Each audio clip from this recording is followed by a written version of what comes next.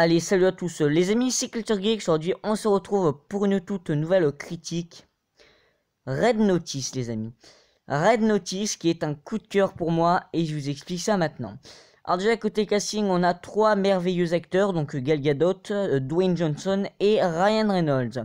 Voilà, donc le film est sorti le 12 novembre sur Netflix, donc c'est un film Netflix dont une suite est prévue, voilà, je vais vous le dire. De toute façon, dans ce film, on va parler de la fin, des scènes, du visuel, du jeu d'acteur, des acteurs, voilà, des personnages, on va tout parler, et puis c'est parti.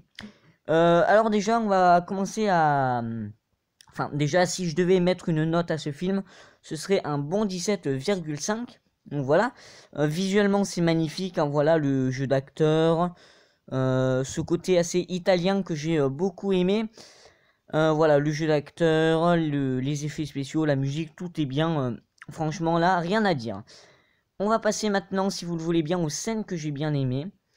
Voilà, donc déjà, on a toutes les scènes de braquage avec Ryan Reynolds et The Rock que j'ai adoré. Donc avec Gal Gadot également, puisqu'elle est toujours là au dernier moment. On va parler des personnages, ne vous inquiétez pas. Voilà, donc que ce soit la scène du braquage, enfin du braquage de vol, plutôt, c'est pas trop des braquages, mais c'est plutôt des vols. Donc que ce soit la scène du vol du début, du milieu vers quand ça se passe dans l'hôtel, ou encore à la fin dans le temple bunker, voilà, ça j'ai vraiment aimé. Voilà, ce sont de très belles scènes. On a également la scène que j'ai bien aimée quand ils vont s'échapper de la prison et également quand ils vont se faire poursuivre par un taureau. Alors maintenant, si vous le voulez bien, on va passer à la fin. Voilà, et quand on aura théorisé un petit peu sur la fin, on passera au personnage.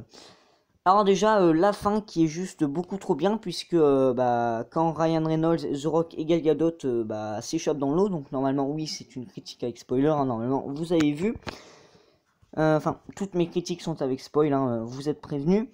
Voilà, donc du coup, quand ils vont dans l'eau, donc il y a The Rock et Gal Gadot qui s'embrassent. Là, Ryan Reynolds va tout comprendre, puisque oui, The Rock et Gal Gadot ne sont jamais flics, sont de très grands voleurs. Voilà, donc Ryan Reynolds qui est le premier ou deuxième plus grand voleur d'art au monde. Voilà, franchement, voilà. Je m'attendais pas à ça, je pensais qu'à la fin, qu'ils allaient faire une alliance. Enfin, c'est ce que j'ai vu quand ils se sont battus contre les forces de l'ordre. Mais voilà, ils font une alliance à la fin, puisque à la fin... Donc ça nous tease clairement une suite, hein, voilà. Quand Gal Gadot, Ryan Reynolds et The Rock vont vers le musée du Louvre, pardon, je cherchais le nom.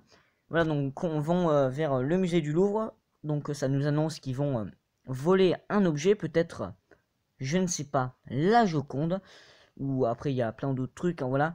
Je sais pas si Ryan Reynolds parlait d'un objet ou d'un tableau, je sais pas. Mais voilà, franchement, j'ai adoré.